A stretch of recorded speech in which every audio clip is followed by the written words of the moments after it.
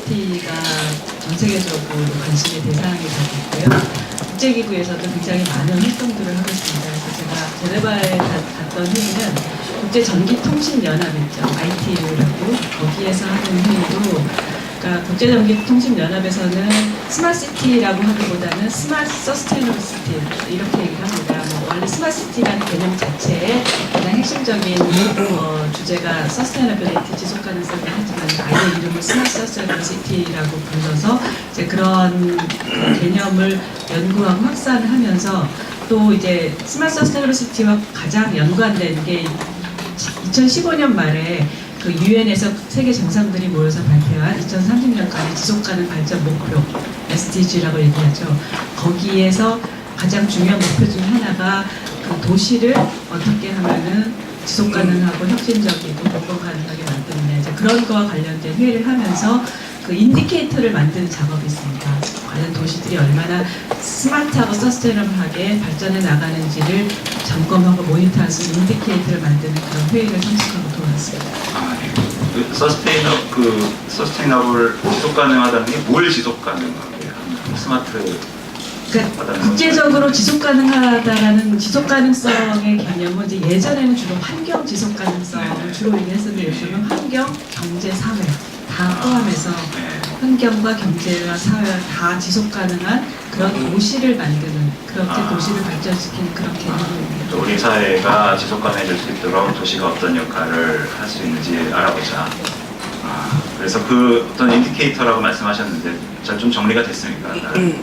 정리를 하는 중입니다. 그래서 전 세계 한 40명의 어드바이저들 모여서 서로 어떤 인디케이터를 넣어야 도시가 지속 가능하다라고 우리가 판단할 수 있는지, 어떤 저는 이제 주로 경제 국가를 맡았는데 과연 어떻게 거기 사회적으로 지속 가능하려면 부의 불평등이 줄어들어야 되는 부분을 지적하고 여러 가지 다양한 인디케이터를 남성총장님 누구를 넣어야 된다고 주장하셨는데.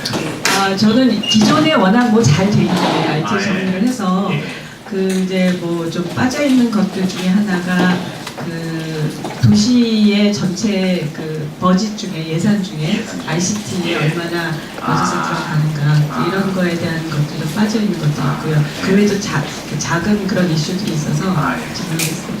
IT에 더 투자를 해야지 지속 가능해질 수가 있다. 이런. 반드시 꼭 그러는 건 아니지만 어떤 도시 정부의 그런 그 인텐션을 많이 보여주죠.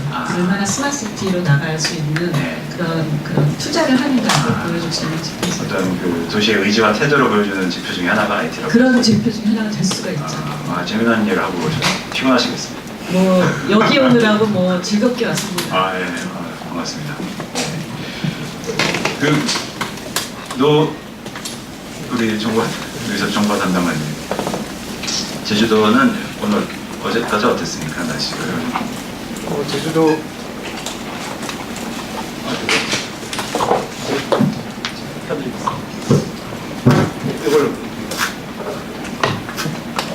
제주도는 계속 폭염이었고요. 거의 뭐 잠 못 드는 밤이 이어지고 있습니다. 근데 저는 이제 공무원이 된 지 이제 10개월 됐습니다. 그래서 저를 소개할 때 항상 짝퉁 공무원이라고 소개를 하는데요. 제주도가 최근 들어서 좀 많이 변화하고 있습니다. 인구수가 65만 정도가 되고요. 1년에 16,000명씩 늘어납니다. 인구가. 65만 인구에 자동차 대수가 45만 되고요. 그러니까 학생들하고 노인 빼고는 차를 한 대씩 다 갖고 있는 거죠. 거기다가 이제 계속해서 이제 이주민들이 들어오다 보니까 도시 자체가 굉장히 많은 과거와는 다른 변화의 양상을 보입니다. 구도심이 버려지고 이제 새로운 도심들이 나오기 시작을 하고요. 그다음에 젠트리피케이션도 계속해서 발생하고 있고, 또 자동차들이 늘어난 데다가 이제 그 성수기에는 이제 렌터카들이 오기 때문에 극심한 그 정체를 겪고 있습니다. 상당히 좀 이 변화가 거의 한 3, 4년 만에 급격하게 생긴 변화이다 보니까요. 이 문제를 해결하는데 거의 모든 그 관심이 쏠려 있습니다. 제 입장에서는 ICT 기술을 가지고 이제 그런 부분들을 해결하는 데 집중을 하고 있고요. 그러다 보니까 자연스럽게 이제 스마트 시티에 대한 그 접근들이 이루어지고 있습니다. 기본적으로 이제 공무원들이 하는 일들은 법에 다 지정돼 있거든요. 법에 지정돼 있지 않은 일들을 하면은 이제 처벌을 받습니다. 네, 그러다 보니까 과거에는 이제 UCT라는 게 있었어요. UCT는 기본적으로 특정 규모 이상의 도시 개발을 할 때 어떤 ICT 인프라를 깔 것이고 그것들을 어떻게 관리할 거냐에 대한 법령인데요. 사실 최근 들어서 국내에서 뭐 대규모의 그 도시 개발이나 이런 부분들이 없고 건설 경기가 이제 정체되다 보니까 유명무실한 법이었습니다. 근데 이게 올해 초에 법이 바뀌었어요. 그래서 그 일정 규모의 도시 개발이 아니라 기존의 도시를 대상으로 스마트 시티 개념으로 개선하는 방향으로 이제 법령이 바뀌었기 때문에 사실 이제 많은 문제를 갖고 있는 제주도 입장에서는 스마트 시티에 관심을 가질 수밖에 없는 상황이죠. 저희가 좀 집중하고 있는 부분은 그 IEEE의 그 스마트 시티 카운실이라는 조직이 있습니다. 사실 뭐 스마트 시티에 대한 얘기들을 많이 하고 있지만 스마트 시티에 대한 정의 자체는 없는 상황이거든요. 근데 IEEE에서 정의한 게 저는 좀 마음에 들어가지고 그쪽에 좀 집중을 하고 있습니다. 그러니까 어떤 정의냐면은 기본적으로 도시가 갖고 있는 문제를 ICT 기술을 이용해서 해결하는 것을 스마트 시티로 보자라는 게 이제 기본적인 컨셉이고요. 크게 4가지의 관점으로 접근을 합니다. 첫 번째가 그 공유경제 모델, 쉐어링 이코노믹스가 구성이 돼야 된다. 그런 그 트랙이 하나 있고, 두 번째가 안전관리에 대한 부분, 그리고 세 번째가 퍼블릭 서비스, 공공 서비스, 시민들이 어떻게 ICT를 통해서 서비스를 받게 할 것이냐, 그리고 네 번째가 지능화된 정부입니다. 그러니까 지방 정부 같은 경우 도시를 결국에는 관리하는 것은 기초 자치단체나 아니면 이제 지방 정부가 될 텐데요. 이제 그 지방 정부나 기초 자치단체가 그 스마트 시티를 통해서 그 지능화되는 것을 굉장히 중요한 골자로 보고 있습니다. 그 사무국장님께서 말씀하셨지만 ICT에 대해 얼마나 많이 투자가 이루어지고 있느냐, 그런 인디케이터도 IEEE에서 일부 좀 거론이 되고 있고요. 저희는 제주도는 이제 그 4가지 축을 기반으로 이제 전략들을 짜고 있고요. 일부 그 시행을 하고 있는 부분들도 있습니다. 정신없이 지내고 있습니다. 정말 정신없을 것 같은데 IEEE에서 정리를 잘 해주셨네요. 사무총장님이 좀 팁을 주셨는 거예요. 알아서도 잘 하고 있던 겁니다. 그 공유경제가 그 중에 하나예요. 네. 그것도 조 대표님 전문 분야일까요? 예, 뭐 저는 이제 두 분 말씀 얘기를 들어보면 공유경제 맞습니다. 그거에 내용 보인다고. 지금 두 분이 말씀하신 거가 결국은 공유경제죠. 네. 일단 공유경제의 기반이 ICT 인터넷이에요. 그러니까 그런 거죠. 온라인 인터넷, 오프라인 인터넷 얘기하는데 온라인에서 정보를 잘 사람 연결을 해서 정보의 가치를 높인 것처럼 이게 이제 인터넷이 오프라인으로 오면서 그러니까 스마트폰이 IoT 되고 하면서 그러면서 이제 그 정보가 아닌 일상생활을 연결하는, 일상생활을 나누는 그러한 어떤 그 방향으로 바뀌고 있는 상황에서 등장하는 경제 모델이 공유경제 모델이거든요. 근데 이제 돌아가서 이제 깊이 들어가 보면 공유경제야말로 사회적인 문제, 처음에 일단 돈의 이슈, 그다음에 사회적인 문제, 환경 문제, 이 모든 문제를 풀 수 있는 단초가 거기에 있습니다. 그리고 공유경제가 될 수밖에 없는 여러 가지 이유가 있는데 그 중에 하나가 어버나이제이션이에요. 결국에는 도시라는 게 원래 이미 도시는 공유 플랫폼이에요. 도시 자체. 그렇죠. 뭐 지하철이고 뭐 이런 것들이 다 도는 그런데 그 공유 플랫폼이 일반화되는 거죠. 그러니까 공공이 아니고 개인의 그 자산마저도 네. 그 공유제가 돼버리는 예. 그런 측면을 볼 때 공유경제야말로 뭐 확실한 해법이라는 생각이 듭니다. 그러니까 우리 도시가 만들어지는 것 과정 자체가 그동안 이제 공유경제를 향한 첫 발이었고 지금 이제 어떻게 보면 그게 가속화돼서 개인들의 생활까지 그걸 다 아우르는 그런 거기 지금 1위를 담당하고 계시지 않습니까? 그 창업한 지 꽤 되셨죠? 4년 반이 지났죠. 예, 4년 4년 반이 지나서 그러니까 그 대기업에서 있다가 대기업에 있을 때 네. 공유경제 하고 싶어 했죠. 그래서 제안도 하고 했는데 불가능하다는 걸 알았고 그래서 나와서 사업을 할 때 사람들이 미쳤다는 얘기를 되게 많이 했는데 기분이 되게 나빴어요. 지금은 돌이켜보면 미쳐도 보통 미치지 미친 게 아니었던가 생각입니다. 그 사람들이 맞았다고요? 그 이상이 그 이상이. 이하였다는 거죠. 그러니까 실리콘밸리에서 5년 동안 제가 사업을 하고 예. 이제 여기서 4년을 거의 이제 5년 돼가는데 대단히 극단적인 것 같아요. 뭐 실리콘밸리와 여기가 그렇다고 여기가 좋고 나쁘고는 아니에요. 그래서 제가 이제 흔히 하는 말이 실리콘밸리와 서울의 공통점은 딱 하나다. 하나다. S로 시작한다. 그런데 폰트 종류도 폰트 사이즈도 다른 S다 이렇게 얘기를 하는데 그 지향하는 건 실리콘밸리 같은 걸 혁신을 지향하는 건 좋은데 실행은 실리콘밸리처럼 하면 안 될 것 같아요. 그래서 저는 세종처럼요 얘기하는데 제가 인터넷 그 공유경제란 말이 나오기 전부터 이제 공유경제 얘기하고 그쪽에 뛰어들었는데 미국판 투자자가 있습니다. 에어비앤비라고. 그 회사가 이제 한국에 들어오기 전에 오프라인이니까 그 지역 사업자로서 이제 오프라인이 더 이제 그 장점이 있다고 생각을 했는데 여러 가지 시행착오를 겪으면서 이제 변화가 투자자는 어찌됐든 서바이벌에서 생존해 있다라는 것으로 이제 그 자부심을 가지고 있고요. 그 사이에 에어비앤비는 객실이 20배, 그 다음에 그 회사 가치도 20배, 그리고 그 고객 수는 70배 증가했었죠. 근데 이제 그동안 제가 사업을 처음에 할 때 한국에서 안 된다는 공유경제가 안 된다는 얘기를 세 가지 때문에 안 된다고 얘기를 들었는데 첫 번째가 한국의 문화예요.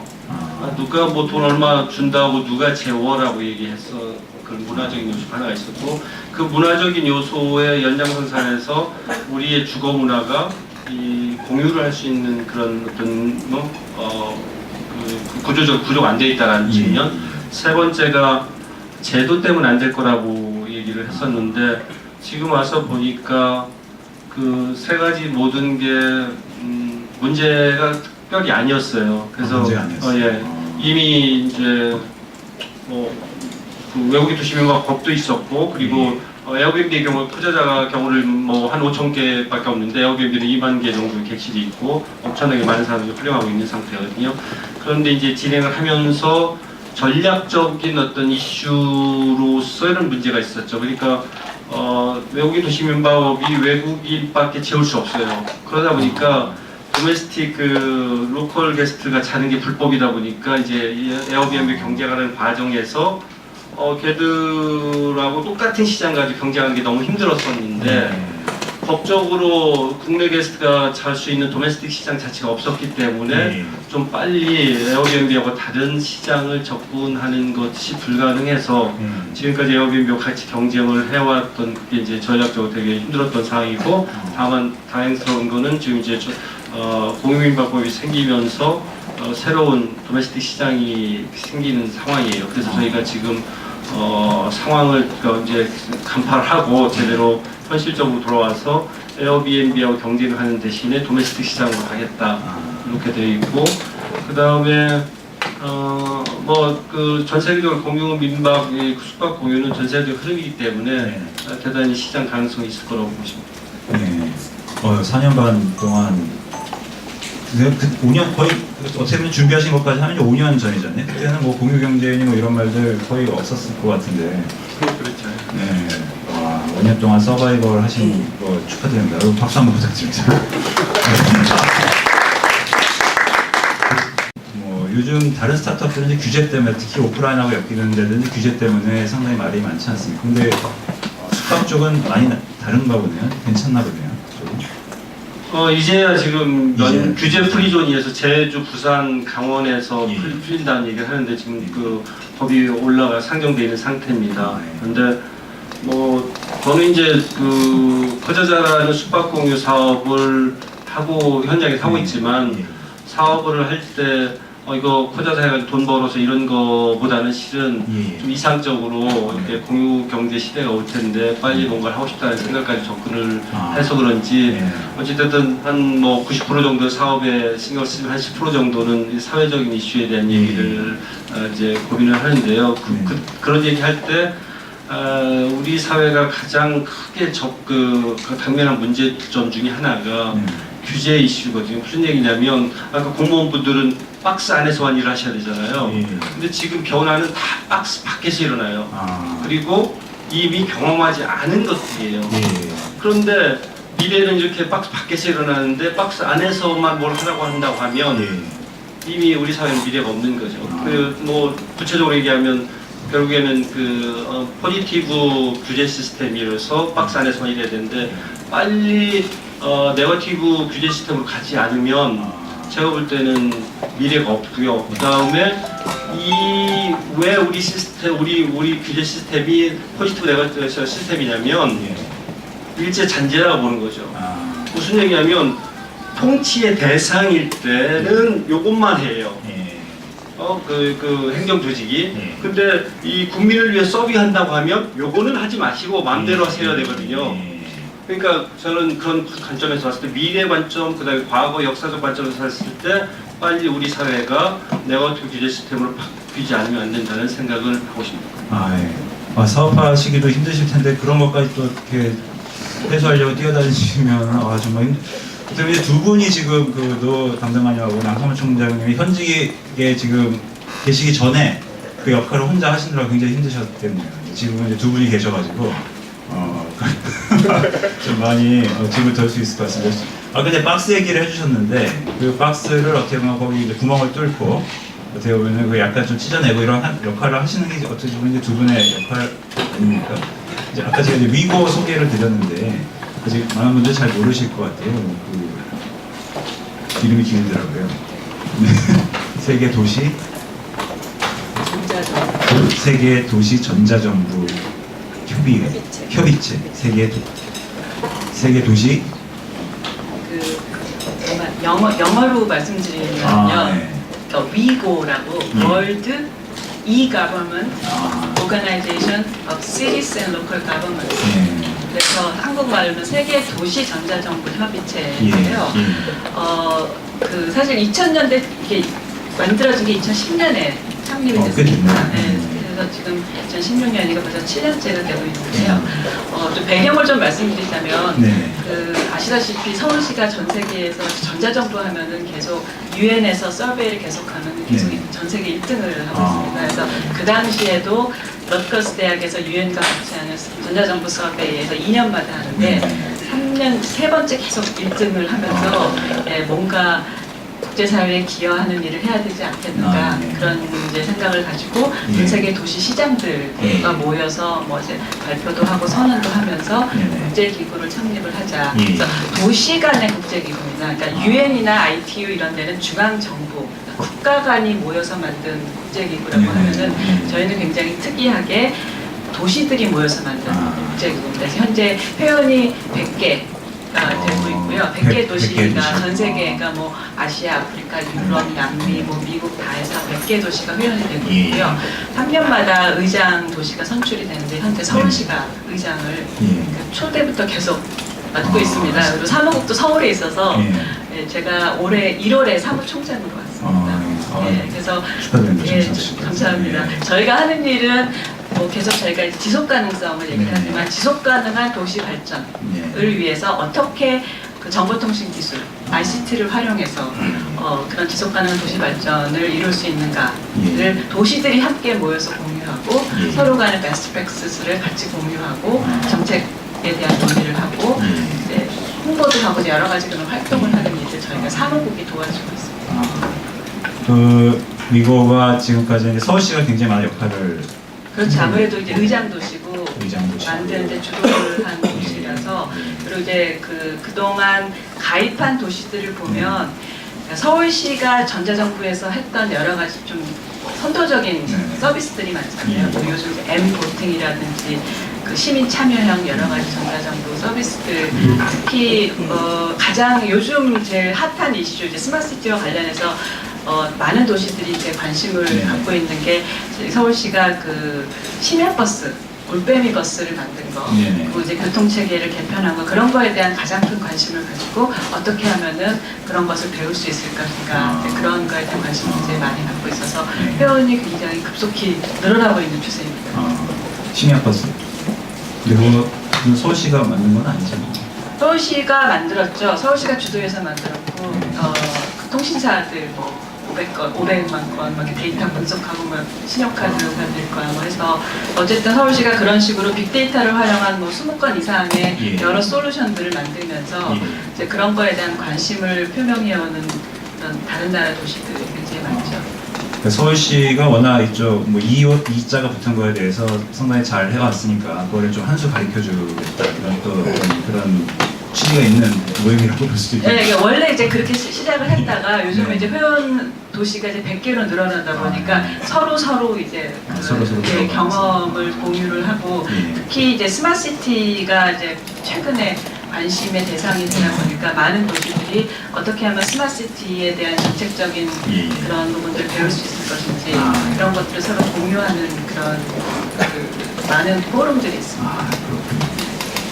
서울시가 어떻게 좀 잘하고 있습니다. 제주도가 보기에는 어떻습니까, 서울시? 부럽죠 많이. 부러워요. 올빼미 버스는 그 프로젝트에 저도 참여했었거든요. 올빼미 버스? 그 데이터를 분석하는 그 솔루션 자체를 저희 쪽에서 만든 솔루션이었습니다. 저희 쪽이라고 하면 제주도에서. 아니요, 예전 회사에서 예전 회사에서 만들었던 거고요. 그 어떤 버스 노선이나 교통 체계 개선 관련해서는 사실은 굉장히 그 레퍼런스가 되는 방식이라고 생각을 해요. 그래서 여러 지방 정부에서 많이 그 참고를 하고 있고요. 그 스마트 시티로 가는 데 있어서 좀 중요한 그 인프라들을 고민을 좀 해본 적이 있어요. 그때 그 올빼미 버스를 하면서 이게 단순히 그때는 이제 통신사들로부터 데이터들을 제공을 받았었거든요. 그 기지국 접속 로그들을 1년치를 받아가지고 분석을 했었는데 그걸 하면서 이런 모델들이 좀 많이 나와서 실제 시민들에게 이제 그 수혜가 돌아가도록 하려면 어떤 인프라가 구축이 돼야 될까를 고민을 한 적이 있었는데 저는 크게 세 가지라고 생각을 합니다. 첫 번째는 이제 커넥티비티고요. 실제로 도시에서 생활을 하시는 분들이 언제든 인터넷에 접속을 할 수 있고 인터넷을 통해서 정보를 받을 수 있는 커넥티비티 환경이 가장 중요하다고 생각을 하고 두 번째가 데이터입니다. 실제로 그 커넥티비티 환경에서 발생하는 데이터는 시민들의 움직임과 시민들의 생활을 담고 있거든요. 그런 데이터들을 어떻게 활용할 것이냐를 고민을 해야 된다는 생각이고요. 세 번째는 이게 서울시가 가장 좀 부러운 겁니다. 오픈 플랫폼입니다. 실제로 그 커넥티비티 환경과 데이터를 기반으로 그 민간이나 아니면 시민들이 접근해서 뭔가 활용할 수 있는 개발형 플랫폼들을 많이 준비를 하고 있거든요. 물론 그 전자정보 플랫폼이라는 것이 궁극적으로 지향하는 것도 사실은 그쪽 방향이라고 생각을 하는데요.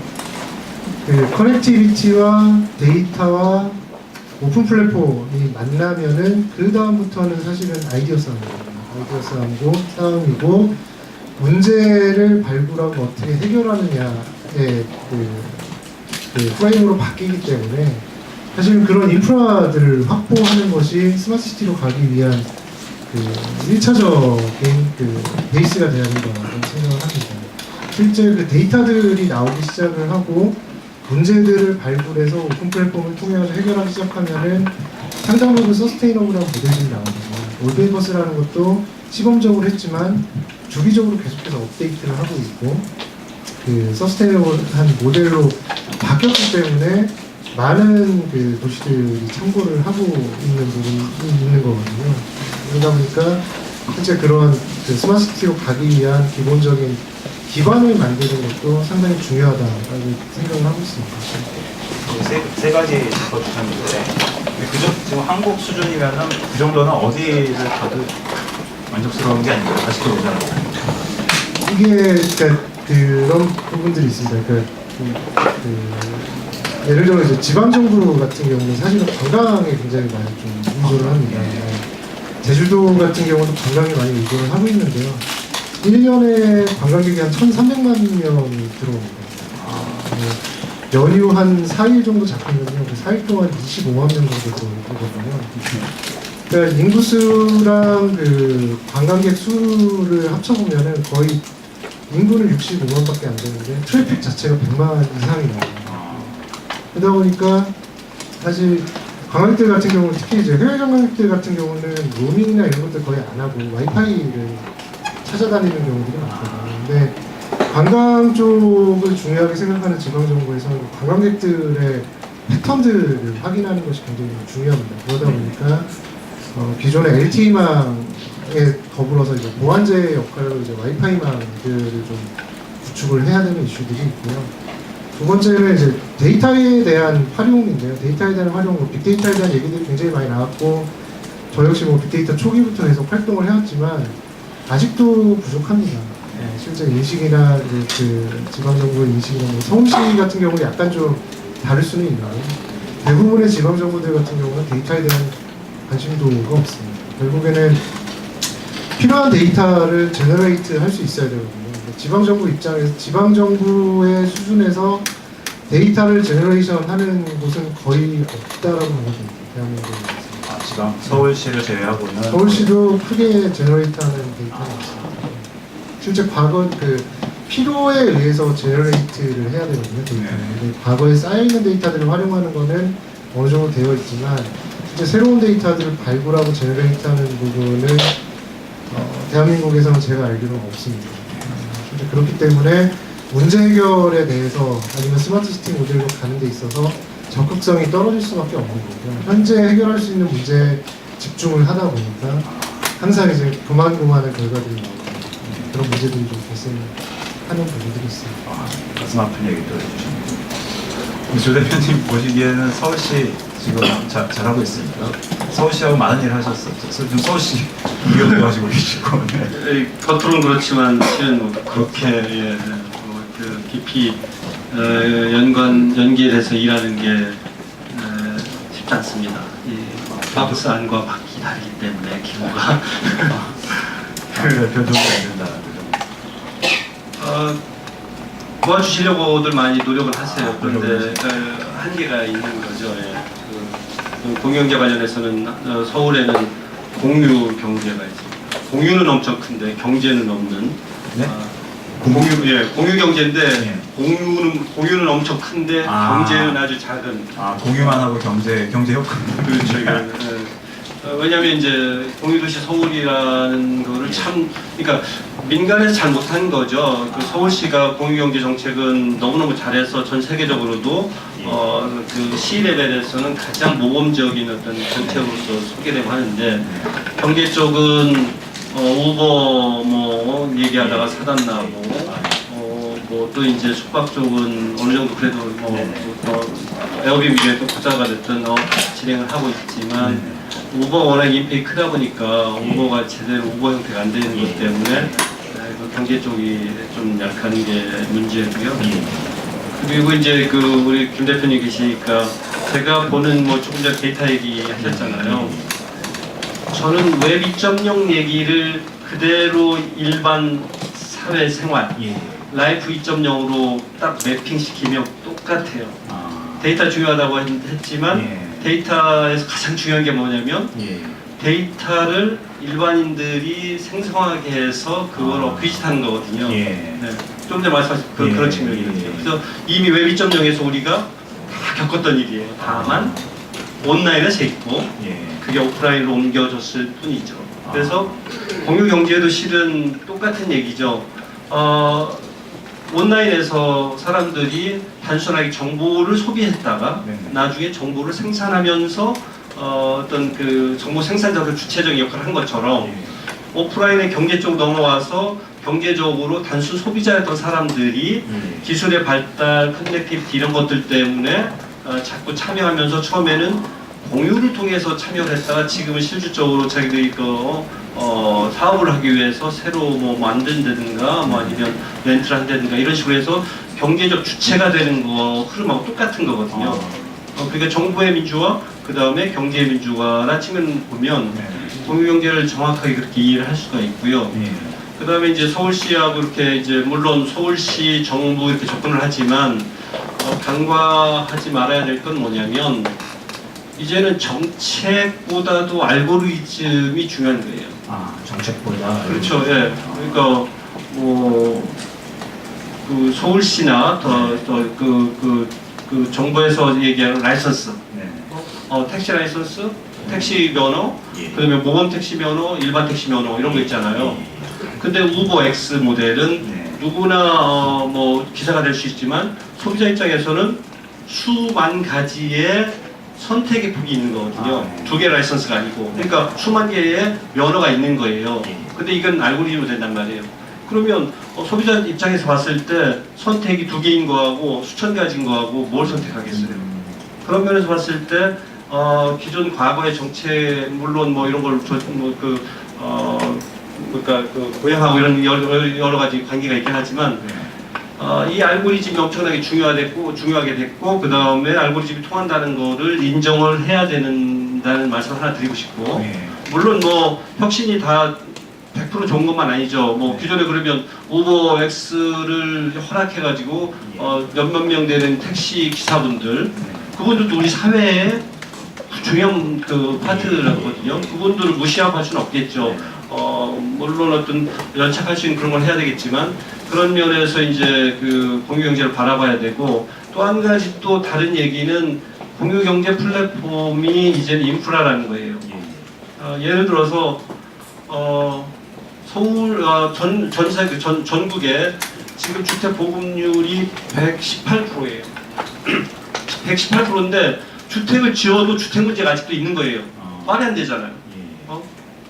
주택은 많이 있는데 네. 결국에 무슨 얘기냐면 가치의 흐름이 어딘가 정체되어 있는 거예요. 공유 경제, 공유라는 플랫폼, 숙박 공유를 좀 더 접근하면 그런 주거의 공유로까지 확대된다고 보면 결국에는 빌딩을 새로 짓는 것보다는 이미 있는 빌딩, 이미 있는 주택을 어떻게 공유 플랫폼 인프라로 잘 엮느냐에 따라서 훨씬 더 효율적인, 효과적인 어떤 주거 환경을 만들 수 있는 거고요. 그 다음에 이제 대표적으로 우버도 마찬가지예요. 우리가 물리적으로 도로를 2배로 늘리는 거는 불가능해요. 불가능하기도 하고 그렇게 효율적이지 않아요.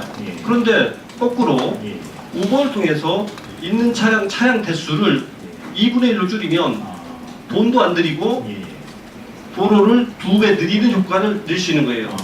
거꾸로 얘기하면 우버는 이미 단순한 앱이 아니고 인프라로 보는 거예요. 말씀드린 것처럼 숙박 공유도 마찬가지고 차량 공유도 마찬가지고 이걸 볼 때 새로운 알고리즘 정책이라는 측면 그 다음에 인프라라는 생각을 가지고 보면 그러면 도시의 문제의 해법이 어디 있는지가 나온 것 같습니다. 흥미로운 얘기를 해주셨는데 이제 정책보다 이제 알고리즘의 시대다라고 말씀을 하셨는데 어떻게 보면은 앞으로는 지금까지는 공공이 했었던 많은 역할들이 민간으로 이양될 필요가 있고 그 중에서도 심지어 이제 의식주의 주와 관련된 어떤 정책적 방향 자체도 알고리즘한테 일임하면은 상당히 해결될 수 있다 이런 시사점을 좀 가진 말씀해 주신 것 같아요. 네. 웹 2.0 키워드 10년 만에 들으니까 상당히 추억에 잠깐 받았습니다. 참여 그렇죠? 공유 이런 똑같아요. 신기하네요. 그러니까 결국 스마트시티라고 우리가 얘기를 하지만 그러니까 보통 이제 ICT 측면만 많이 강조되는 경향이 있어요. 물론 이제 ICT, 스마트 테크놀로지를 예. 활용해서 이제 이런 걸 한다라고 하지만 결국은 목표가 지속 가능한 도시 발전 그리고 도시 거주자의 삶의 질을 높이고 예. 도시의 경쟁력을 높이는 예. 그런 예. 목표를 달성하기 위한 수단으로 ICT를 예. 활용을 하는데 많은 경우 너무 ICT에 포커스를 주다 보니까 특히 이제 저도 10년 전에 정보통신부에 있으면서 센서로 유비쿼터스 코리아 뭐 막 그랬을 때 그 이후 굉장히 가격이 떨어졌잖아요. 네. 사실 도시 정부가 어떤 결정을 하는 데 있어서 이게 굉장히 비싼 가격으로 함부로 투자할 수도 없는 거거든요. 네. 근데 너무 이제 인프라에 디지털을 입히는 ICT 투자에만 강조를 했을 때는 네. 실제로 어떤 가치를 추구하기 위해서 이런 일을 하는가 지금 말씀하셨듯이 결국은 그 공유경제를 추구하면서 기존에 있는 자원을 최대한 효율적으로 활용해서 도시 거주민의 삶의 질을 높인다는 것 그리고 기존의 데이터 아니면은 또 새로 생성되는 데이터를 최대한 활용을 해서 최적의 솔루션 정책 결정을 한다라는 이제 그런 것들을 추구를 해야 되는데 이제 저희도 이제 회원 도시들을 보면 이제 하도 스마트 시티 약간 유행같이 요즘 되다 보니까 이게 맞는 솔루션인 것처럼 그렇게 얘기를 해서 스마트 시티를 가기 위해서 왜 가야 하고 네. 어떤 가치를 창출하기 위해서 우리가 이런 걸 하고 이제 이런 거에 대한 고민이 상당히 적고요. 또 한 가지는 아까 이제 민간하고 공공 말씀하셨지만 그 공공이 주도하는 경제를 이제 뭐 꼭 우리나라뿐만 아니라 많은 도시들이 그렇게 하다 보니까 민간과 같이 협력하고 개방하고 공유한다라는 그런 뭐 웹 2.0이든 저희 참여정부 저희 그 정부 3.0의 그런 가치들이 쉽게 공무원들한테 이렇게 다가가지가 않아요. 말은 이제 그런 게 중요하다라고 하면서 문제점 중에 또 하는 경우는 어떤 정부나 문제지만 그 칸막이 행정들 사일로라고 보통 영어로 얘기해요. 칸막이 행정들이 이렇게 돼 있기 때문에 예를 들어 정보와 담당 간에서 ICT가 중요하고 빅데이터가 중요하다고 얘기를 해도 교통, 환경, 상수도 뭐 이런 데서는 뭐 기존에 하고 있는 일들이 있기 때문에 이게 통합된 데이터가 나와서 가장 최적의 도시 차원의 솔루션을 만들어 나가기에는 아직도 그 인식의 공무원들이 가진 인식의 한계가 있어서 이제 그런 것들에 대해서 어떤 가치를 통해서 우리가 이런 목표를 달성하는가 이런 것들에 대한 그 논의가 굉장히 중요해지고 저희 이제 회원도시가 그런 얘기를 많이 하고 있습니다. 일부가 그거를 풀어주셔야 되겠네요. 저희가 풀 겁니다. 강한 해명 고맙습니다. 왜냐하면은 사실 이게 어떻게 보면은 도시가 원래 아까도 말씀하셨지만은 도시가 원래 그 민주주의가 꼽힌 것이 도시 아니에요. 그리스 시대에 도시라는 것이 원래 도시가 도시화가 되면서 이제 도시의 문제라고 우리가 얘기하는데 지금 전 세계 인구의 50%가 도시에 살고 있고 2050년 되면 70%가 이제 도시에 살고 있기 때문에 도시의 문제, 공해라든지 교통, 주택 뭐 온갖 문제들이라고 얘기를 하지만 또 한편 도시가 갖고 있는 그 특성들, 장점들, 그 시민들이 참여할 수 있고 상당히 민주적인 논의가 가능도 하고 또 혁신이나 창의성이 발휘될 수 있는 공간이기도 한다라는 그러한 점을 최대한 살려서 그런 속에서 현재 ICT를 어떻게 활용을 할 수 있을까라는 그런 관점에서 바라봐야지 너무 이 ICT에만 초점을 둬서 많은 그런 혼란이 있는 그런 부분들이 있습니다. 얘기 듣다 보니까 확실히 그 10년 전 UCT하고는 사뭇 다르네요. 그렇죠? 사실 이제 요즘 스마트 시티를 ICT 중심으로 이제 포장한 건 사실 이제 글로벌 벤더들 스마트 시티 솔루션들을 갖고 있는 솔루션. 그냥 관제 시스템들이나 이런 것들을 갖고 있는 C사, N사 뭐 이런 쪽에서 좀 이미지를 붙인 부분들이 C사, N사가 어디? 말해도 되나요? 네, 말해도 돼요. 시스코, NS 뭐 이런 데죠. 그쪽에서 좀 ICT 중심으로 많이 끌것 같고요. 그러니까 주력이 좀 정도된 형태로 얘기를 하고 있는 부분들은 있는데 상무장님 말씀하신 대로 그 ICT는 툴이죠. 그러니까 초두의 그 스마트 시티는 도시가 갖고 있는 문제를 해결하는 데 집중을 한다. 그게 UCT와의 가장 큰 차이다라고 말씀을 드렸는데 그 문제를 해결하기에 좀 가장 좋은 툴이 ICT인 거죠. 본질은 이제 도시의 문제를 해결하고 도시를 개선하고 결국에는 도시에 사는 시민들이 행복해지는 방향으로 접근하는 것이 사실은 목표가 되겠죠. 근데 아까 그 대표님께서 쉐어링 이코노믹스에 대해서 많이 말씀을 해주셨는데 그래서 미국이나 유럽 쪽은 그런 쪽으로 많이 좀 접근을 하는 것 같아요. 스마트 시티, 쉐어링 이코노믹스 쪽으로 좀 많이 접근을 하는 것 같고요. 중국 쪽은 좀 사뭇 다른 거예요. 중국 쪽은 도시별로 과제를 줬어요. 너희는 페이먼트의 스마트 시티가 되라. 너희는 뭐 핀테크의 스마트 시티가 되라. 너희는 물류의 스마트 시티가 되라. 그래가지고 도시별로 과제들을 주고 그 과제들을 이제 수행하는 형태로 스마트 시티 모델로 가고 있고, 나중에는 각각의 모델들을 서로 확산한다, 이런 개념으로 가고 있습니다. 일본 같은 경우는 이제 그 친구들이 처음으로 이제 서스테이너블이라는 키워드를 썼는데요. 서스테이너블 스마트 시티라는 키워드를 썼는데, 그 후지사와라는 곳에서 이제 프로젝트를 진행을 하고 있습니다. 여기는 이제 친환경 에너지로 발전을 하고, 그 도시 자체가 그 에너지 자급으로 돌아갈 수 있고, 그 내부에서 그 전기차가 다니고, 그 관제 시스템이 되어 있고, 커넥티비티 환경과 데이터들을 활용을 하고, 이런 형태로 진행을 하고 있습니다. 후지사 그 케이스는 굉장히 그 스마트 시티 할 때, 그러니까 ICT가 앞에 나서지 않는 도시가 앞에 나와 있는 형태로 많이 그 디자인이 되어 있어서 굉장히 좋은 사례라고 생각을 하고 있고요. 싱가포르 같은 경우는 아예 스마트 네이션이 되겠다라고 이제 좀 오버를 하고 있는 상황입니다. 그래서 그 실제 그 싱가포르 정부와 그 민간들이 협의체를 구성을 해가지고 그 도시국가 전체를 이제 페이먼트부터 시작해가지고 모든 부분들에 이제 스마트 시티 개념을 넣는 방향으로 진행을 한다고 지난주에 얘기를 하더라고요. 스마트 시티 관련된 그 행사가 싱가포르에서 있었거든요. 거기서 싱가포르이 우리는 스마트 시티 아니다, 우리는 스마트 네이션이다, 이런 식으로 그 크게 좀 얘기를 하고 있습니다. 그 나라는 그게 그거 아니에요? 어디가 먼저 선점했는가 그런 건 있죠. 저희도 뭐 비슷합니다. 저희는 스마트 아일랜드라고 합니다. 저희는 지금 가입을 희망하는 아주 작은 이태리 조그만 빌리지가 있는데, 거기서는 스마트 빌리지를 하고 있습니다. 저희는 스마트 시티를 하는데 스마트 빌리지를 하는데 도와달라고. 그래서 이제 굉장히 다양한 단위에서 이 스마트라는 단어가 가진 그 매력이 있잖아요. 이제 스마트가 있잖아요. 그런 것도 있고, 어쨌든 최적의 솔루션을 찾아낸다라는 그런 의미에서는 정말 네이션도 단위가 되는. 스마트 빌리지 어떻게 좀 가입이 되겠습니까? 좀 예, 이제 저희가 사실은 회원들의 회비로 운영되는 기구입니다. 물론 서울시 예산 보조를 많이 받고 있지만, 그래서 회비를 내야 되는데 이제 아주 작은 빌리지 같은 경우는 회비 내기 어려우니까 저희가 많이 감안을 해줘야죠. 근데 어쨌든 아주 작은 빌리지들이 모여서 굉장히 ICT를 나름 활용해서 그쪽에 지속 가능한 모델을 만들어 보겠다라는 그 이태리에서 요구가 왔기 때문에 저희도 적극 도와주려고 하고 있습니다. 스마트 섬은 아직 미국에는 가입이 안 돼요. 아직 가입이 안 하셨습니다. 적극 검토하겠습니다.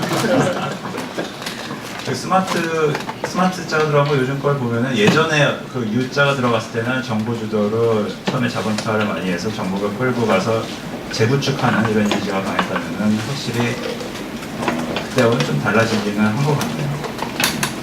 조 대표님 그 최근에 그 어떻게 이제 스마트 시티가 되는데 한옥이라는 키워드를 가지고 또 많은 노력을 하셨었잖아요. 그 어떻게 보면 이제 그런 아이디어에 도달하게 된 그런 계기 같은 게 있습니다. 왜냐하면 그런 게 우리가 어떻게 보면 민간 레벨에서 새로운 아이디어를 가지고 도시를 바꾸게 하는데 좀 좋은 자극이 될 수 있을 것 같아서 여쭤보고 싶은데요.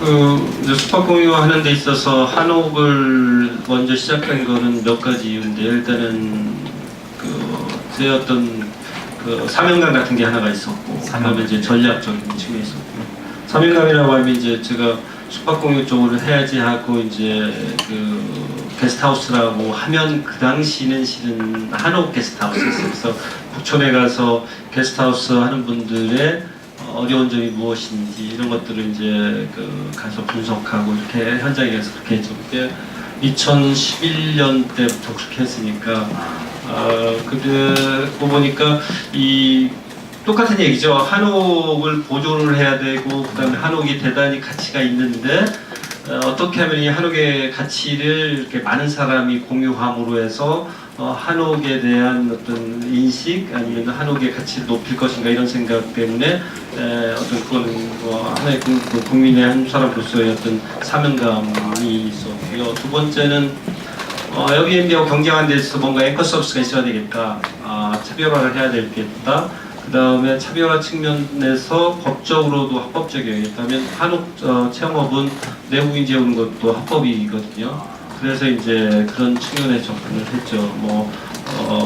제가 나름대로 사명감으로는 숙박 공유, 공간을 공유하는 데 있어서 우리가 공유해야 될 가장 소중한 공간이 무엇인가 했을 때 한옥이다 이렇게 접근을 했는데 지금은 전국 한옥 500개 이상을 데이터베이스를 만들었어요. 막 전화하고 난리 놀라 쳤는데 이렇게 모아놓으니까 이제 더 책임감이 더 있는 것 같아요. 옛날에 흐트러져 있을 때는 이렇게 하나 저렇게 하나 상관이 없는데 지금은 우리가 어떻게 하냐에 따라서 한옥에 대한 정의가 달라질 수 있거든요. 그래서 서울에 한 150채 이상의 그 한옥 스테이들이 있는데 처음 시작할 때 한옥 두 가지 단어를 정의를 했어요. 한옥 스테이라는 말을 만들었고 두 번째는 한옥 커즈라는 말을 만들어서 자 그럼 한옥 스테이라면 무엇인가라고 얘기했을 때 한옥에 그냥 머무는 거예요. 한옥 숙박이라고 하기에는 너무 부족했던 것 같아요. 그래서 저희는 이제 요건을 이렇게 대비시켜서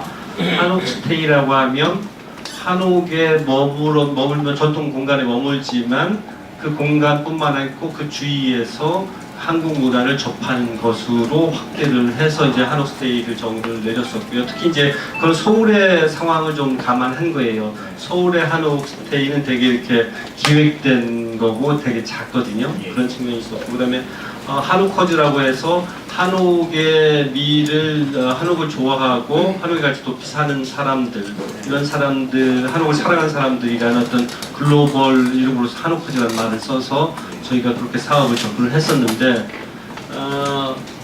보니까 이 한옥이라는 게 글로벌 게스트들한테는 되게 이렇게 흥미거리고 좋은데 비싸요. 불편해요.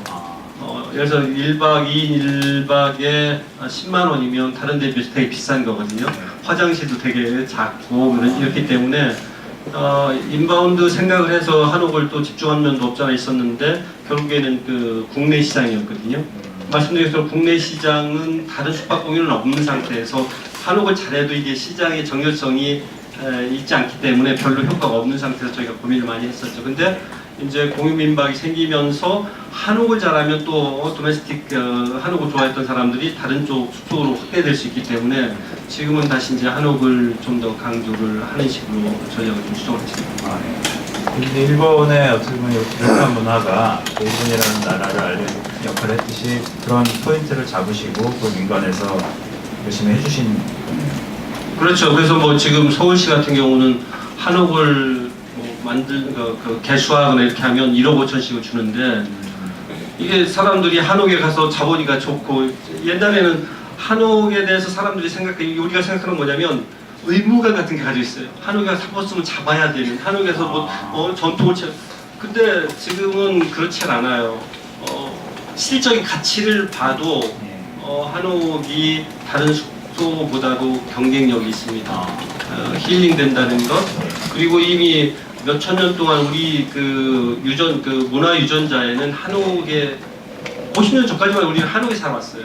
어찌됐든 그런 어떤 향수가 있는 상태이기 때문에 그런 향수를 정서적으로 달래주기 위해서라도 한옥에 가서 주무시면 훨씬 더 이렇게 에너지를 얻으시죠. 아침이 좀 다릅니다. 예, 많이 다릅니다. 네, 어떻게 보면 이제 그런 포인트를 잡으신 거잖아요. 근데 제주도도 그런 어떤 포인트를 잡고 추진하시는 일이 있어요. 차별화라고 해야 될지 뭐라고 해야 될지 모르겠습니다. 일단 지금 당장 진행하고 있는 부분은요. 일종의 스마트 시티 이제 스몰셋을 진행을 하고 있습니다. 저희는 이제 제주도에는 공장이 없어요. 2차 산업 자체가 없습니다. 거의 부족하고요. 여기는 농업, 나머지는 관광업이거든요. 사실은 3차 산업이 굉장히 많은 비중을 차지하고 있기 때문에 입증하는 관광객들 대상으로 스마트 시티 모델들을 적용하는 부분들을 지금 추진을 하고 있습니다. 그래서 저희는 코자자와 같은 이제 5초 공유 경제 모델들도 많이 좀 수용을 하려고 하고 있고요. 다만 이제 대상 자체가 대부분 이제 해외 관광객들입니다. 거기다가 최근 들어서 변화하는 것들이 이제 패키지 관광객들보다는 이제 자유여행객들이 늘어나고 있기 때문에 자유여행객의 특징은 뭐냐면 하루 종일 스타벅스에서 앉아가지고 인터넷 연결해서 계속 정보를 찾아보고 다음 장소로 이동하고 돈 함부로 안 쓰거든요. 굉장히 고민해서 돈을 쓰는 기본적으로 자유여행객들은 굉장히 리즈너블한 컨슈머입니다. 그 사람들이 늘어나면 늘어날수록 객단가가 낮아져요. 한 사람들이 와서 쓰는 게. 제가 유니온페이 데이터를 3년치를 분석을 해봤는데 FIT가 지금 거의 한 30%까지 올라갔거든요. 제주도는 30%. 제주도는 아직 30%고요. FIT가 전국 규모로 보면 거의 한 70% 가까이 올라갔는데 그 올라가는 과정에서 매년 객단가가 5만 원씩 떨어지더라고요. 이 사람들이 돈을 함부로 안 씁니다. 그러다 보니까 이제 그런 정보들을 주고 이 사람들 관광지나 관광업에 종사하는 어떤 가게나 이런 쪽으로 분산을 시켜야 되는 이슈들이 있기 때문에 이제 거기에 맞는 이제 커넥티비티 환경을 구축하는 거를 이제 무료 와이파이 존을 한 5,000개 정도 만들고 있습니다 지금. 제주도에 5,000개 정도면은 제 도 전체를 다 커버할 수 있거든요. 아, 전체를 커버할 수 있어요. 네, 거의 대부분 주요한 포인트들을 다 커버할 수 있습니다. 5,000개. 일세 오름에서도 네, 거기도 깔 겁니다. 네, 한라산 꼭대기까지 깔 수 있고요. 네. 5,000개 정도를 깔고 있고 비콘을 이제 위치 기반들이 중요하다 보니까 관광지가 23,000개 정도 깔고 있습니다. 그리고 이제 여기서 발생하는 데이터들에 대한 모델링을 다 끝냈고요. 실제 관광객들이 와이파이나 비콘을 통해서 발생하는 데이터들을 수집해서 분석하는 시스템들을 지금 개발하고 있습니다. 개발하고 있고 실제 이 위에서 이제 사업을 돌릴 수 있는 민간들을 계속 접촉해서 저희가 만들어 놓은 이제 플랫폼 위에서 돌아갈 수 있도록 민간들과 이제 많은 협업 관계들을 좀 만들고 있고. 근데 제주도로 오십시오. 제주도에 오시면 해보시는 것도 굉장히 많습니다. 아, 네. 네. 여기서 이제 바로 이렇게 비즈니스 상담이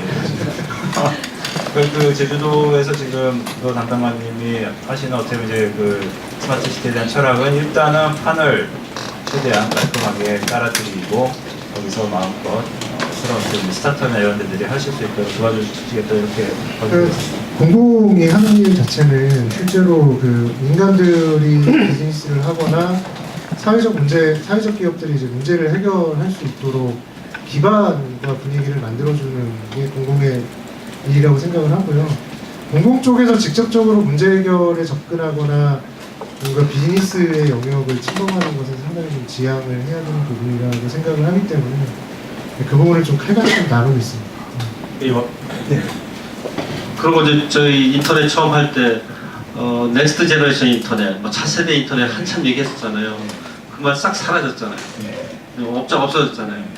이 넥스트 제너레이션 인터넷 얘기 나올 때는 무슨 얘기냐면 도로만 깔고 인터넷 이렇게 인프라스트럭처 하고 할 때에 나오는 얘기거든요. 그러니까 스마트 시티 얘기도 지금 보면 이게 인프라 쪽에 포커스가 좀 되어 있어서 그런 것 같아요. 지금은 인터넷 회사 중에 이제 온라인에서는 페이스북이 최고로 저는 보고 있고, 제가 코자자 만들 때도 어떤 회사가 될까라고 얘기했을 때 오프라인 페이스북이 되겠다라는 생각을 했죠. 그래서 코자자는 포지션이 어떻게 하면 커뮤니티 숙박 공유 플랫폼이에요. 커뮤니티예요. 마켓플레이스가 아니에요. 마켓플레이스로 와서 내가 뭐가 있으면 사고 팔고 하면 끝이에요. 그런데 코자자는 일단은 숙박이라는 공간이라는 거를 미디어로 해서 관계를 트는 거예요.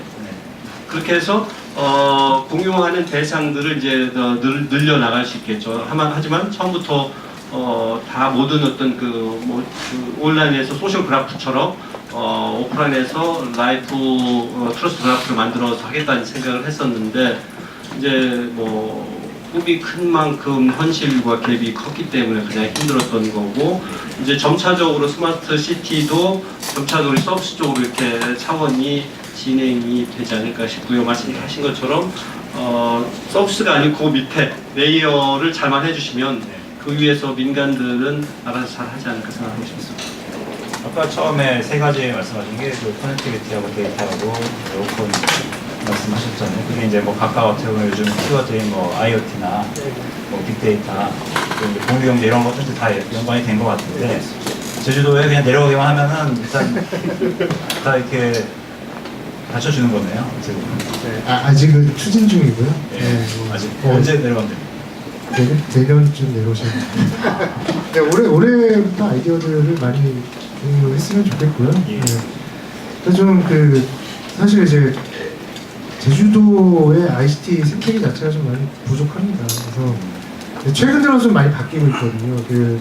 관광객이나 인구가 늘면서 이제 의미 있는 트래픽이 나오고 있기 때문에 의미 있는 트래픽이랑 데일리 인구수 자체가 100만 정도 된다는 거죠. 관광객 수까지 포함을 하면은. 실제로 이 사람들이 발생시키는 트래픽이나 움직임 자체가 비즈니스를 할 만한 볼륨의 최소 단위를 넘어섰기 때문에 요즘 이제 이전 기업들이 많이 발생하고 있습니다. 서울에서 이제 제주로 이전해가지고 제주에서 뭔가 테스트베드나 얼리 액세스 모델을 돌려보고 검증을 한 다음에 이걸 가지고 다시 육지로 가서 확산하는, 아니면 제주도는 또 중국이랑 굉장히 타이트한 관계거든요. 그러니까 여기는 무사증으로 왔다 갔다 할 수 있어요. 중국이랑 제주도는. 그러다 보니까 중국 비즈니스의 거점으로 활용하기 위해서 이제 이전하시는 분들이 있고요. 최근 들어서 기업들이 많이 좀 오고 있는 상황입니다. 그 중에 상당수는 스마트 시티와 관련된 모델을 들고 오시는 분들이 꽤 많아요. 위고 입장에서 봤을 때 제주도는 저 정도는 잘하고 있는 도시입니다. 굉장히 잘하고 있죠. 저희가 저희 회원도시를 대상으로 이제 역량 강화 프로그램, 교육 프로그램을 하고 있는데 한국정보화진흥원 니아랑 아시아개발은행과 3자가 같이 지난 5월에 제주도 서귀포에서 니아 글로벌 아카데미 했었어요. 그러면서 이제 뭐 이론도 배우고 트렌드도 배우고 하지만 또 제주도에 뭐 스마트 그리드 센터 여러 가지를 저희가 실제로 가서 방문해서 실제로 봤는데 상당히 선도적으로 잘하시고 있는 것 같아서 제주도 같이 섬의 특징 그리고 관광이 중심이 되는 그런 도시들이 상당히 많거든요. 특히 저희 개발도상국 회원들 중에 그래서 그런 경험들을 좀 전수를 해주시면 미국에 들어오셔서 굉장히 다른 나라의 경험을 공유하고 확산시킬 수 있는 그런 굉장히 관심들이 많더라고요. 제주도가 하고 있는 모델에 대해서 관심들이 굉장히 많더라고요. 오늘 아침에 상당히 뜻깊은 미팅이 되고 있습니다. 스마트 빌리지 아까 말씀하신 스마트 아일랜드도 말씀하셨는데 위고가 해주는 역할이 방금 이제 역량 강화 말씀하셨는데 어떤 것들이 이런 새롭게 스마트를 붙이려는 데들이 준비를 하면 좋을까요? 지금 뭐 서울시나 제주도는 이제 대표적인 어떻게 보면 한국의 거점이지만 그렇지 않은 작은 도시들이 상당히 또 많잖아요. 인구 자급도에 잘 못 미치는 그런 도시들이 많은데 그런 데서 사시는 분들 혹은 이제 그런 데서 행정을 하시는 분들은 뭐를 우리가 또 고민을 해야 될지 이 시점에 있습니다. 저희 같은 경우 개발도상국 도시들이 네네. 작은 도시들이 상당히 많고요. 그래서 어떻게 보면 서울과 같이 그런 메트로폴리탄 도시들이 별로 이렇게 좀 딱 맞지는 않는 이제 그런 경우도 상당히 많아요. 그래서 그런 경우들 보면 일단 결국은 이제 뭔가 스마트시티 이걸 도입하려고 했다가 잘 되기도 하고 잘 안 되기도 하고 이런 사례들 좀 보면은 가장 중요한 거를 보면은 시장의 의지, 리더십이 가장 중요하더라고요. 그러니까 어느 정도의 이해를 가지고 자원을 동원할 수 있고 최적의 가치를 끌어낼 수 있는가 이제 이런 것들이 굉장히 중요하기도 하고요. 그래서 전통적인 e-가버먼트, 그러니까 특히 이제 개독 같은 경우 아직도 전자문서 없이 이제 페이퍼 이제 작업을 하는 이제 그런 데들이 많아서 아직은 이제 e-가버먼트 도입하는 단계이기도 하면서 동시에 스마트시티도 같이 하려는 이렇게 막 점프를 하잖아요. 왜냐면 개독 같은 경우 직원 없어도 다 모바일 폰을 들고 있는 모바일 서비스를 많이 하고 있어서 이제 그런 단계에 있어서 그 시장과 같은 지도자들이 어디에 초점을 두고 어느 정도의 자원을 동원해서 그 도시에 맞는 정책들을 해나가는가. 그래서 스마트 정부를 만들어야 스마트 도시가 되는데 스마트 정부는 별로 스마트하지 않고 이렇게 투자만 해가지고는 실질적으로 목표하는 결과들이 나오지 않기 때문에 정부가 스마트해지려면 어떠한 것들이 필요하고 어떤 트렌드를 어떻게 도입하게 되는가 그런 거에 대한 역량 강화 프로그램들을 많이 하고 있습니다. 시민들이 스마트해지려면은 어떻게 보면 이제 행정 쪽에서도 스마트해져야지 그 스마트해진 시민들을 뒷받침해줄 수 있습니다. 이 논리가 그러니까 결국은 아까 말씀하셨듯이 데이터를 오픈하고 개방과 공유를 통해서 시민들과 협력하는 그런 플랫폼들을 만들어 나가는 건 꼭 큰 도시일 필요는 없고요. 작은 도시도 여러 가지 요즘 뭐 상대적으로 그 새로운 기술들도 상당히 저렴한 기술들이 많아서 저희 같은 경우 저희 회원 중에 나이지리아 같은 경우는 이번에 저희가 이제 1년에 한 번씩 미국에서 개최되는 글로벌 시티 팀스 챌린지라고 해가지고 그 IoT 기반의 솔루션들을 함께 이제 만들어서 팀들이 참여해서 나중에 한 2년 사이클을 돌아서 제일 잘한 팀에 이제 상을 주고 상금도 많이 주고 이제 이런 데 저희 회원 도시들이 참여를 하고 있는데 나이지리아 같은 경우도 IoT를 활용을 해서 거기에 이제 원주민 중에 여러 이유로 해서 뭐 그게 재해던 도시 개발 여러 데서 그 떠돌아다니는 원주민들, 디스플레이스된 원주민들이 많잖아요. 그런 사람들을 IoT를 활용해서 트래킹도 하고 모니터도 하고 그런 사람들이랑 서비스도 제공하는 거 만들고 이제 이런 식으로 해서 개도국도 이미 상당히 이 스마트 테크놀로지를 도입해서 여러 가지 주민들을 위한 서비스들을 개발하고 있거든요. 그래서 그게 꼭 발전된 도시, 자원이 많은 도시뿐만 아니라 굉장히 그 혁신적인 그런 방법들을 활용해서 하려는 그런 노력들이 상당히 많아요. 그래서 그러한 것들이 어떻게 가능하고 그런 것을 끌어내려면은 정부가 어떠한 역할을 해줘야 되는지에 대한 고민이 굉장히 많이 필요하죠. 과거에 뭐 그 UCT 시절과는 달리 대규모 설비 투자가 필요한 게 아니라 그 리더십에 의해서 진짜 시민들이 원하는 거를 콕 집어가지고 스마트하게 제공해주는 게 스마트 시티의 영향이 이렇게 볼 수 있는 느낌입니다. 최근에 보니까 서울시에서 세계 디지털 수도로 거듭나기 위해서 앞으로 5년간 4,600억 원을 투자하는 디지털 기본계획 2020 뭐 이런 걸 했다고 그래요. 근데 2020년에 많은 사람들이 그 의미를 많이 주더라고요. 자율주행차도 못해까지 만들겠다 이런 얘기도 많이 나오고 세 분들이 어떻게 보면 이제 2020년까지 뭔가를 하셔야 되는 지금 그때까지 만들어 주실 거잖아요. 뭐가 됐든지 간에 여러분들에 있어서 2020년은 어떤 게 될 건지 좀 저희는 이제 한 5년 프로젝션을 하다 보니까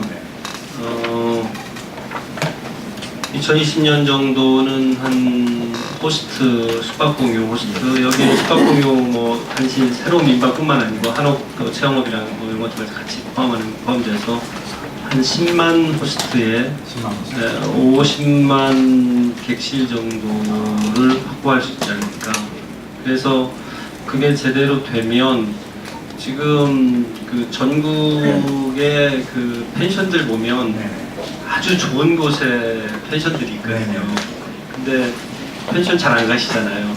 그 좋은 곳에 아주 아름답게 지어놨는데 가서 보면 침대는 지저분하고.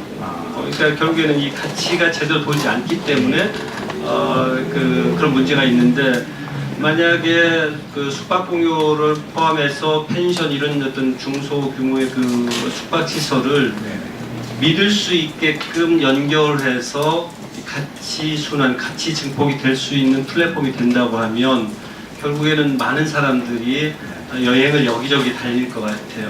그렇다고 보면 투자자가 10만 원대 50만 객실을 신뢰 있게 커뮤니티 묶어낸다고 하면 보니까 그 숙박 그 시장 자체도 몇 조가 되고 그 다음에 호텔에서 사는 거하고 달리 이렇게 민박을 하거나 이렇게 편의를 하면 그 동네에서 또 뭐 물건을 사기도 하고 뭐 식사도 하고 하거든요. 그래서 경제 유발 효과가 숙박료의 한 5배 정도가 효과가 나요. 그래서 저희가 전국적으로 그냥 경제적인 가치만 해도 10조 이상의 그 경제 유발 효과가 나고요. 그 다음에 그거에 따라서 이 국민들의 복지 증대되는 이슈도 상당히 크거든요. 여행이라는 거의 어떤 의미 봤을 때 그런 측면에서 2020년도는 대단히 어떤 퍼져다에 있어서도 그 다음에 사회적으로도 경제 측면에서 대단히 중요한 때가 아닌가 하는 생각을 가지고 있습니다. 확실한 비전을 가지고 계시네요. 그래서 어떻게 보면 이제 숨겨져 있던 그런 가치를 발견하게 해주고 또 이제 신뢰 기반으로 할 수 있게 해주고 그 자체가 지역 경제로 인해 이제 마중물이 되게끔 하는 그런 여를 만들겠다 이런. 그렇죠. 그건데 제가 이제 그 2020년 얘기하지만 네. 이걸 보면 그 간단해요. 우버라는 회사가 80조 회사예요 지금. 에어비앤비가 35조 회사예요. 예. 차 하나 없고 객실 하나 없이. 힐튼보다도 에어비앤비가 가치가 높고 그 다음에 현대, 포드, GE보다도 우버의 가치가 높아요. 지금. 그러면 이 공유경제의 어떤 가능성, 그 다음에 공유경제가 만들어낼 어떤 변혁이라는 게 얼마나 큰지를 현재 그 투자되는 동향이나 이런 걸 봐도 알 수가 있는 거죠. 스마트 시티의 그러한 어떻게 보면은 그 시스템이 큰 역할을 하겠다. 민간 쪽이라는 민간 쪽에서 있어. 기대가 됩니다. 지금. 2018년부터 이제 대한민국의 인구 절벽이 오고요.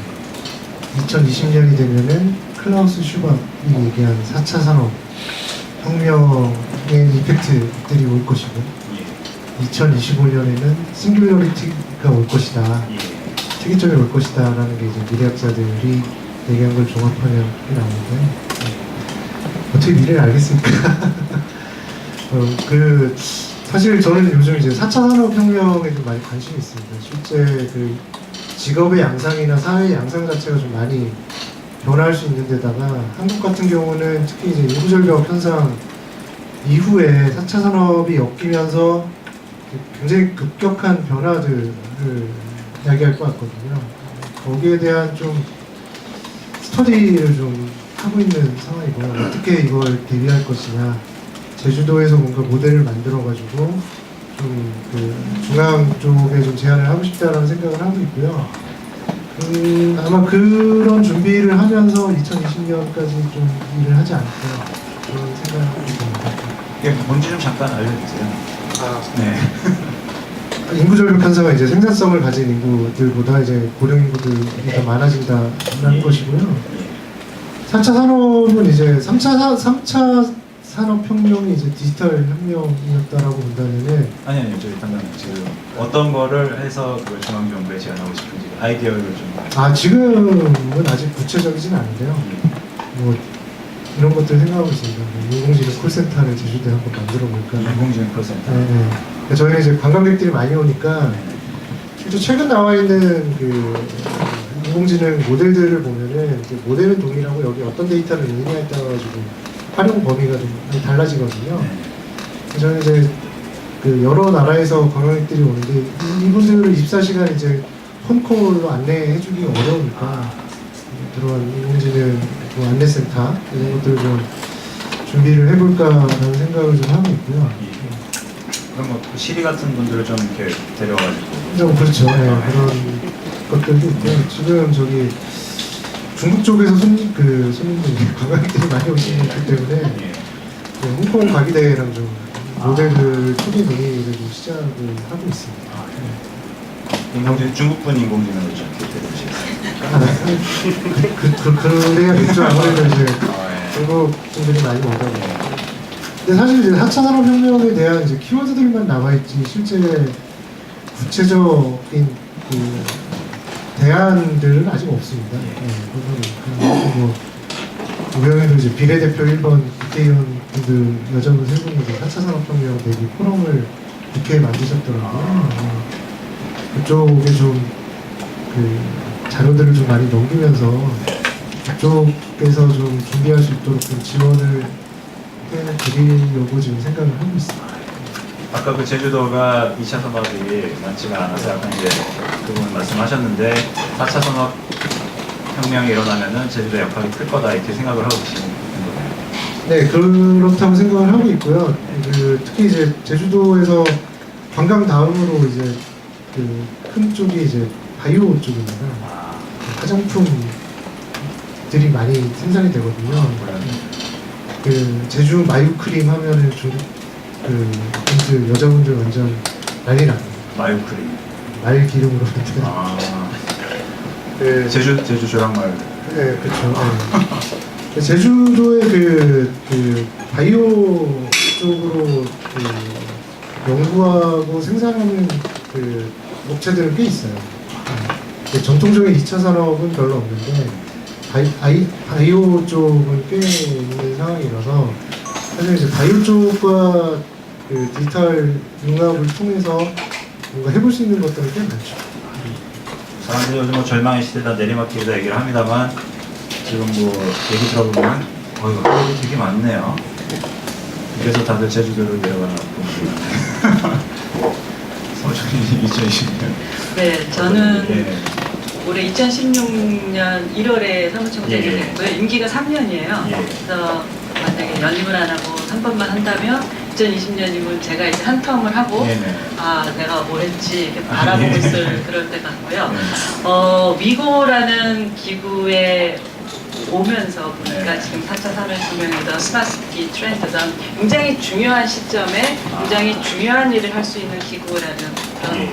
잠재적인 가능성이 굉장히 큰 기구라는 예. 점에서 이제 좀 어깨도 무겁고 할 일이 많을 것 같아서 지금 어쨌든 미국과 가진 장점이 뭐 서울, 베를린, 바르셀로나, 샌프란시스코 같이 굉장히 앞서가요. 스마트시티 앞서가는 그런 도시 회원부터 네. 아프리카나 아시아의 정말 작은 도시 회원까지 굉장히 다양한 정책적 경험, 고민, 솔루션들을 갖고 있는 그런 도시라서 서로 도시 간에 벤치마킹하고 예. 경험을 공유하고 정책 개발을 해나가는 그런 속에서 저희 기구를 통해서 많은 도시 시민들이 행복해질 수 있는 네. 그런 긍정적인 임팩트를 어떻게 하면 크게 낼 수 있을까를 고민을 하고 있고요. 그래서 2010년이 됐을 때 위고는 굉장히 일단 회원 수도 한 몇 배 정도 네. 커지고 국제적으로 스마트시티, 그러니까 스마트하고 지속 가능한 도시 발전에 있어서의 선도적인 예. 도시간 국제기구가 돼 있으리라고 저는 믿고요. 예. 그렇게 하려고 노력을 하겠습니다. 지금 100개 회원 도시라고 말씀해 네. 주셨죠. 네. 근데 뭐 회원국이라고 하면 100개면 많아 보이는데 도시라고 하면 100개면 앞으로 갈 길이 굉장히 많은. 그렇죠. 예. 전 세계에 50만 인구 50만 이상의 도시가 한 1000개가 넘어요. 사실은. 1000개밖에 안 돼요. 네, 그리고 15만 이상이 한 뭐 몇천 개 되고 아, 그래서 그 UN 같은 경우는 국가의 수가 워낙 제한돼 있으니까 네. 회원이 더 이상 늘 수가 예, 없거든요. 근데 예. 저희는 무궁무진하게 될 수가 아, 있죠. 예. 빌리지까지 가입을 시키면. 아일랜드하고. 그렇죠. 아일랜드 빌리지를 다 가입을 시키면 예. 서로 경험을 공유할 수 있는 예. 그런 장을 만들어주는 게 저희 기구라서 예. 그런 점에서 어떻게 저희가 할 수 있는 일의 임팩트를 예. 증대시킬 수 있을 것인지 예. 그런 거를 고민을 하면 잘 할 수 있을 것 같습니다. 2020년 기대가 되는데 여러 뭐 다른 도시 이제 벤치마킹 말씀하셨는데 우리가 지금 이 시점에서 약간 좀 공부를 해볼 만한 그런 서울시 말고 그런 데가 어디 좀 주목할 때가 있을까요? 글쎄, 그러니까 도시마다 참 다른 것 같아요. 그러니까 새로 시작하는 도시들, 중국같이 완전히 새로 시작하는데 우리나라도 세종시가 조금 들어있죠. 그런 데서 할 수 있는 스마트시티와 네. 뭐 서울이나 이렇게 올드시티가 할 수 있는 굉장히 달라서 네. 어떤 데를 벤치마킹하는 게 다르고요. 싱가포르, 두바이, 뭐 스마트시티 선도주자지만 네. 굉장히 정책적 환경이 상당히 다르기도 하고 예. 그래서 이제 어떠한 것을 포커스를 둬서 하는지에 따라서 굉장히 벤치마킹 할 만한 데가 다른데 뭐 국제적으로는 뭐 제일 유명한 데들이 이제 뭐 유럽에서 스마트시티 시범 도시로 지정을 했던 뭐 바르셀로나, 베를린, 런던, 아니면 뉴욕, 샌프란시스코 뭐 이런 데 상당히 잘하고요. 그런 데 외에도 우리는 이름을 모르는 아주 작은 도시들에서 잘하는 데가 많아요. 굉장히 그런 도시 아까 말씀드렸듯이 시장들이 굉장히 정책적 의지를 가지고 새로운 시도들을 하고 있는 데가 많아서 그런 그러니까 어쨌든 오픈 데이터, 빅데이터, IoT를 통해서 그런 기반들을 만들어 나가는 쪽에서도 어떤 아이디어를 갖고 할 수 있을 것인지는 벤치마킹이 굉장히 좋은 효과를 가져올 수가 있거든요. 그래서 다른 데 많이 벤치마킹 할 수 있는 그런 가능성들은 굉장히 도시의 사이즈나 환경이나 이런 거에 따라서 되게 많이 다르거든요. 저희 어느덧 이렇게 또 이런 미팅을 하다 보니까 벌써 이제 시간이 다 됐는데요. 오늘 이제 세 분 오늘 하여튼 나와주셔서 반갑습니다. 감사합니다. 조 대표님은 제주도 가시고 제주도는 위고 이렇게 들어가시면 또 흥미로울 것 같은데요. 이게 진짜 계속 끊임없이 이제 변화하는 도시, 이 도시의 변화에 어떻게 보면은 선두에 계신 세 분 모시고 오늘 말씀드렸습니다. 앞으로 2020년 그리고 내년 어떻게 이제 도시가 우리가 살고 있는 도시가 바뀔지 저는 흥미진진한데요. 세 번 말씀하신 것처럼 과거처럼 대규모의 어떤 공사가 뒤따르는 그런 유니커스 시티가 아니라 시민들의 아이디어 그리고 이제 리더십의 어떤 시장의 리더십에 의해서 새로운 아이디어로 시민의 시점에서 변화를 일으키는 스마트 시티가 아닌가 이런 저는 이제 그 정리를 할 수가 있었어요. 이 달라진 도시를 위해서 오늘도 이제 동분서주하시고 또 2020년까지 정말 할 일이 많으신 세 분 말씀드렸는데 여러분 세 분께 큰 박수 한번 부탁드리겠습니다. 지금 여러분 다음 달에 또 뵙도록 하겠습니다. 감사합니다.